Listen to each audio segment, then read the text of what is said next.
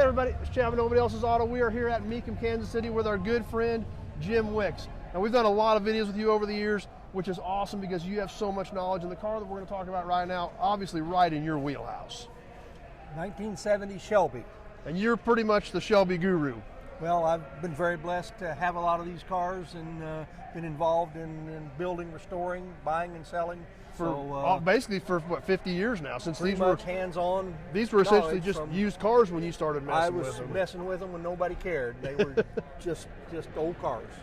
So anyway, what I'd like to visit with about today is the differences between a 69 and a 70 Shelby. First of all, they're the same car. Well, how's that? Well, this car was actually built in 1969. And all the 70s were built in 69? All the 70s were built in 69. What happened was, as the year began to follow through, there was a lot of unsold cars. So they just determined, instead of building a new 70 Shelby, they would just make a few changes to the leftover 69s.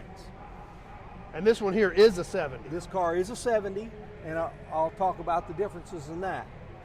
First of all, as you see right up front, is the stripes on the hood. 69 would not have had those stripes. Was that standard on all 70 Shelbys, or was it optional? Yes, on all 70 Shelbys. Okay. This was one of the things that they dictated to make the change from 69 to 70. Also, you have the front spoiler.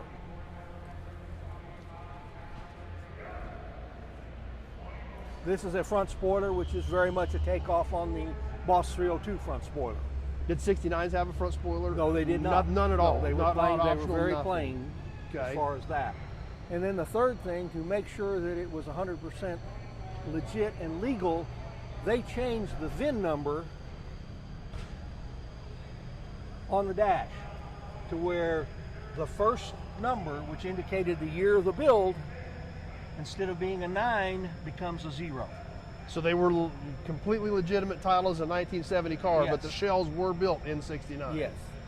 Anyway, so, you know, there's a little bit of the mystique that people seem to feel that a 70's a little neater because it's got that story. You know, so many things, it's just all about the story. Did they make less 70s overall than they did 69s? Yes, because they sold more of the cars, so it was the leftovers that became the 70s. I see. But this in itself is a very special automobile. This is a 70 GT500 with the came equipped with the 428 Cobra Jet, but this one becomes really special. It is a Super Cobra Jet. And in that, you've only got roughly 44 to choose from. And I'm sure there's less today. Yep. Now one question that I've got, you said all the 70s got stripes. Yes, sir. Now obviously this is an orange car. Now what color was this technically? What is this color? In the Shelby world, they call it competition red. It's also the same as a Boss 302 that would be Calypso Coral. So, and obviously it had black stripes. So say we ordered a blue Shelby, what stripes did they get? It got black stripes on the hood. Were they all black? All the 70s used a black stripe on the hood. So it didn't matter if it was a green car, a blue car, a white car, an orange car. Didn't matter. That was just a black stripes. stripe on the hood. So it would be universal. They obviously, other color cars, some of the cars had gold stripes instead of white stripes. Yep. But the hood were all the same, all black. All the same, all black. So there we wrapped up the differences in the 69 and 70. Well, that's very interesting information, but that's the type of stuff we get from this guy. Like some of the viewers call you, Wicksipedia.